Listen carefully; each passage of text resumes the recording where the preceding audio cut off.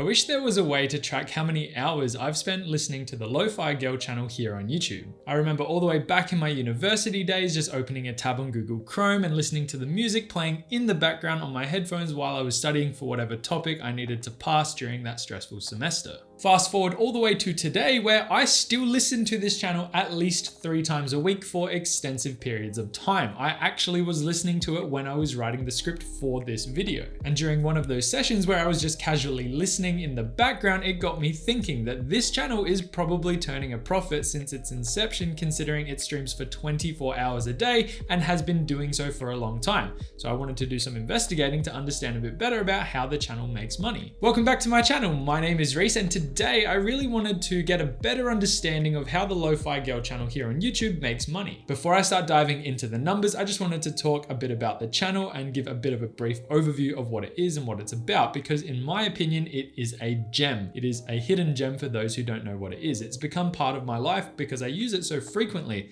and I've used it for a really long time now, and I've gained so much from listening to it that if it were to go away, I probably would miss it. So with that in mind, the channel wasn't always called Lo-Fi Girl. It started as Chilled Cow back in 2015 when it was created. And the idea behind the channel was to provide music for those who needed something in the background to either help them focus or potentially relax. And then in 2020, the channel underwent rebranding to the Lo-Fi Girl channel now, which is what it currently is, where it's a girl basically in the background with an animation studying 24 hours a day, and they've kind of adopted the persona that they originally had, where it was an animation of a character from a very popular anime series studying, and things happened. Won't dive into what happened, but basically they've rebranded it to the Lo-Fi Girl now, which I think is only fitting considering this girl has been studying for about 6 years without stopping. Now, this was kind of new information to me because I didn't have the answer before I started writing this video. So where does the music come from? The music that's played on the channel is either coming from the actual label itself, the Chilled Cow label, which I'll talk a bit more about in a second,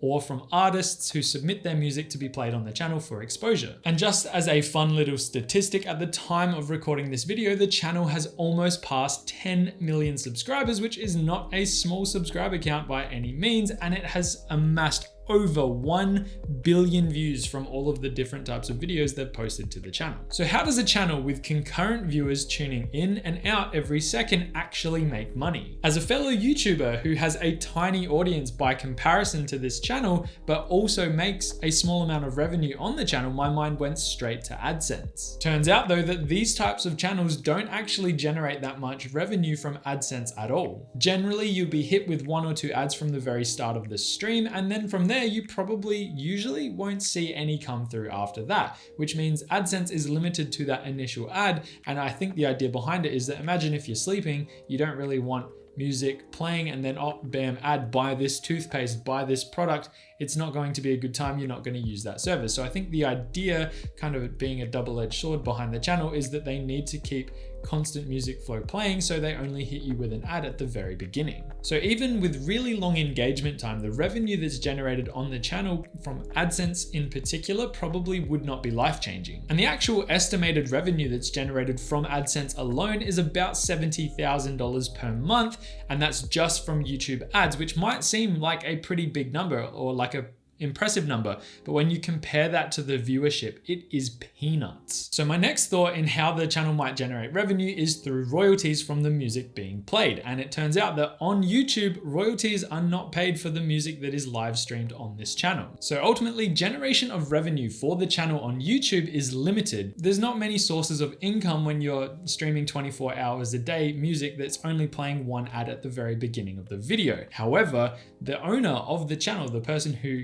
created it back in 2015, was pretty smart because he actually turned the brand into its own record label. And it's kind of genius when you really think about it. The music that is playing through the live stream on YouTube is also being streamed on other platforms such as Spotify and Apple Music, which have much better revenue generation systems. However, the music that's streamed on YouTube brings awareness to the brand, meaning that people go, okay, I like Lo-Fi channel, I like that channel a lot, I like the brand, I like the music they play, they're always pretty consistent. I'm going to, on my Spotify playlist, I'm going to add their channel to my playlist. So then they can listen to music when they're elsewhere, not necessarily at their computer, and it actually generates them revenue through those revenue sources. And for the Lo-Fi channel, the links for the other platforms are on their about page, and if you are interested in subscribing to them, that's where you can go and find them nice and easy. The live stream also has a chat feature which has a donation button on it, which would allow people to donate some money. Although it's kind of hard to accurately predict how much money would be donated, I would say it makes up a very small portion of the revenue generated on the channel.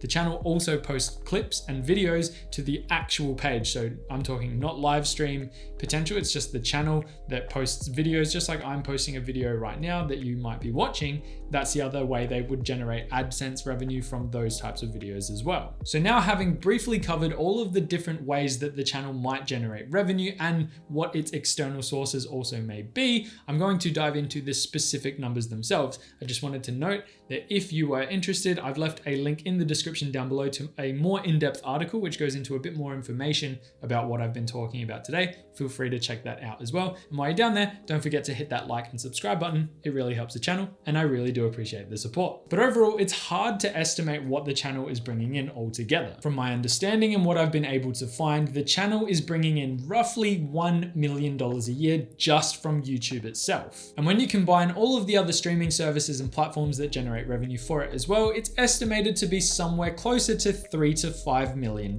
which, to be completely honest, is far less than I originally thought it would be. However, that is not an insignificant number by any means, and I'm going to assume that the original creator of the channel is pretty financially stable, considering that the live stream is still up almost 6 years later at the time of recording this video. Like I said at the start of this very short video, the channel is a gem. It's always there playing in the background, so when I need it, I can use it for its intended purpose. It's both reliable and enjoyable, and I'm thankful for its creation, and I hope that it stays on the platform for the years to come, because it's something that I will continue to use into the future.